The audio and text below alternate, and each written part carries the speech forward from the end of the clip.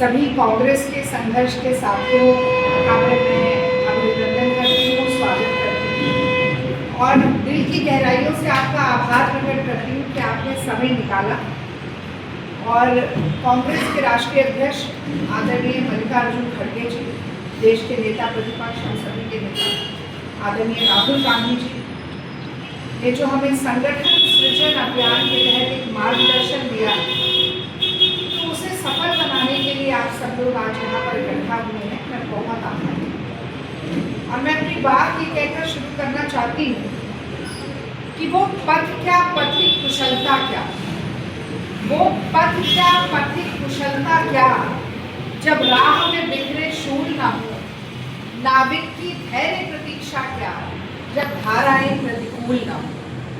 तो देखिए, जब अच्छा समय होता है तब तो सब कुछ अच्छा होता ही चला जाता है कि नहीं, और धारा में हम भी बहते हुए आगे पहुंच जाते हैं। लेकिन जब कठिन परिस्थिति, जब विषम परिस्थिति, जब चुनौतीपूर्ण माहौल है हमारे सामने, जैसा कि मैंने कहा, जब प्रतिकूल धारा है, तो उसमें हमारा कैसा बर्ताव है, हम किस तरह से अपने पांव पर खड़े होना चाहते हैं, किस तरह से अपने संगठन को मजबूती देना चाहते हैं, किस तरह से ये दिखाना चाहते हैं कि कांग्रेस के खून में कितना लोहा है और हमारे इरादों में कितना फौलाद है, वही निर्णय करेगा कि आपका, हमारा और कांग्रेस पार्टी का भविष्य क्या होने वाला है। और ये कहा जाता है कि अंधेरा जितना घना हो, दीपक की प्रासंगिकता उतनी ही बढ़ जाती है। अगर रोशनी है चारों ओर तो दिए के जलने से क्या होगा, दिखेगा ही नहीं। पर अगर अंधेरा है, खूब अंधेरा है, तो दिया जलेगा और रोशनी फैलाएगा। और मैं ये बात इसलिए भी कह रही हूँ कि अगर हम आजादी के समय से आज का इतिहास देखें, तो कांग्रेस तो सभी के पुरखों की पार्टी है। कांग्रेस ही तो पार्टी थी, कांग्रेस ही तो राजनीतिक दल था जिसने देश को न सिर्फ आजाद कराया बल्कि अपने हाथों से बनाया। तो आप किसी भी दल के व्यक्ति से बात करिए, उनके दादा परदादा सब कांग्रेसी ही थे, तो डीएनए सबका कांग्रेसी है। उनको याद दिलाना है और वापस लेकर आना है कि नहीं। तो हम पंडित नेहरू से शुरू करें। इस देश में आईआईटी, आईआईएम, इसरो, डीआरडीओ, बड़े बड़े बांध और एक धर्मनिरपेक्ष सबको साथ लेने वाली सोच, लोकतंत्र को स्थापित करने वाली सोच, संवैधानिक संस्थाओं को बनाने वाला विचार, ये सब नेहरू की देन है। और इंदिरा जी की हम बात करें, आयरन लेडी ऐसे थोड़ी नाम किसी का पड़ रहा है। अटल बिहारी वाजपेयी ने भी दुर्गा कह दिया था, दुर्गा। हरित क्रांति की बात हो, श्वेत क्रांति की बात हो, बैंक के नेशनलाइजेशन की बात हो, प्रिवी पर्स, ये जो जितने भी रजवाड़े थे वो सब खत्म करने की बात हो, और सबसे महान पाकिस्तान के 2 टुकड़े करने की बात हो, तो इंदिरा जी ने किया। और आज मोदी जी खड़े होकर कहते हैं मेरा तो 56 इंच का सीना है। पता नहीं किसे लाल आंख दिखा रहे थे, और कौन सा 56 इंच का सीना है। और पाकिस्तान और चीन आपस में दोस्ती कर रहे हैं, ट्रंप रोज हमारी बेइज्जती कर रहा है, हमारे पास अब गैस सिलेंडर के तेल के लाले पड़ रहे हैं, ऐसी विदेश नीति है। तो मैं तो कहती हूँ मोदी का 56 इंच का सीना तो पता नहीं, लेकिन इंदिरा जी की हथेली जरूर 56 इंच की रही होगी, जिसकी छाप आज भी पाकिस्तान के मुंह पर हमें दिखाई दी।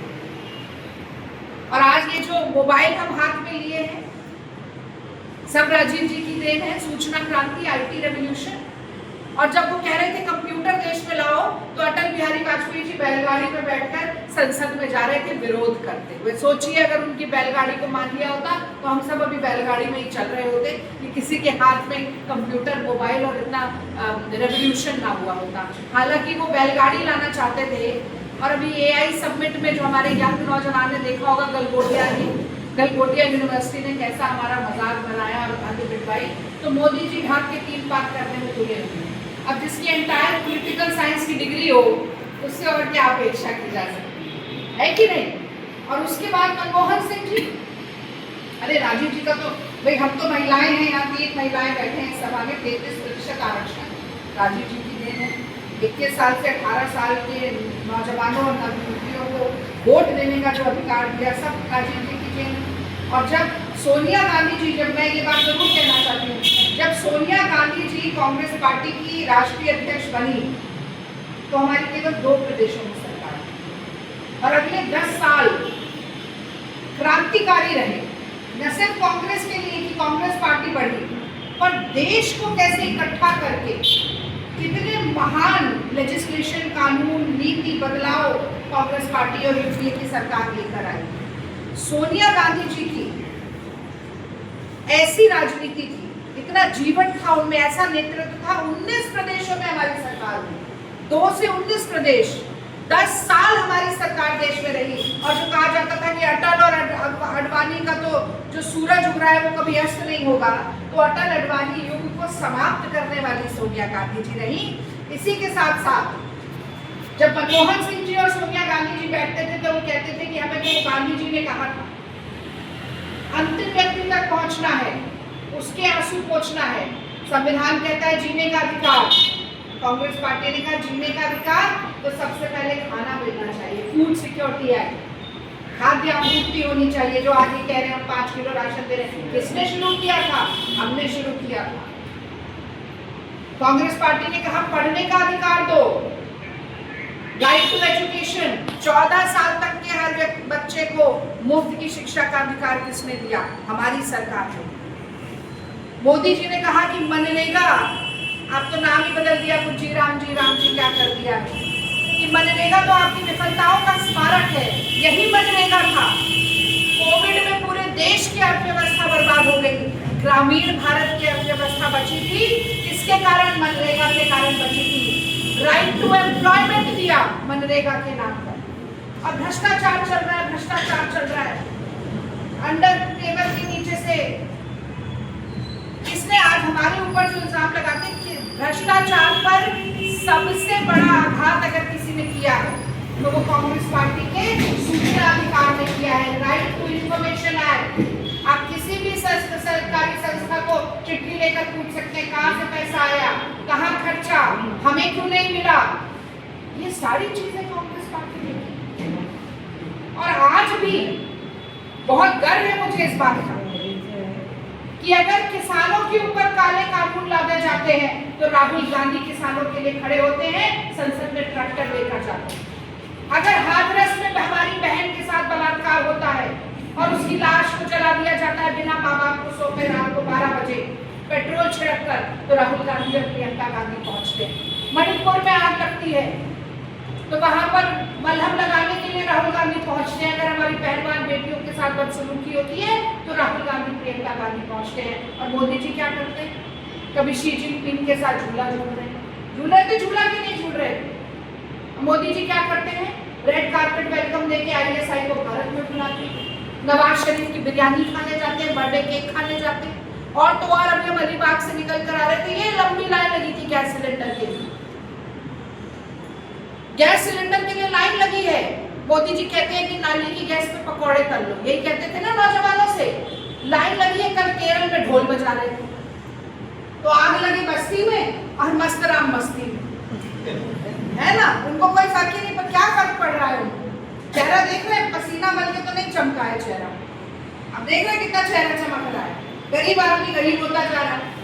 2 करोड़ नौकरी मिलेगी, 15 लाख मिलेगा, काशी क्योटो बनेगी, कहाँ गया सब?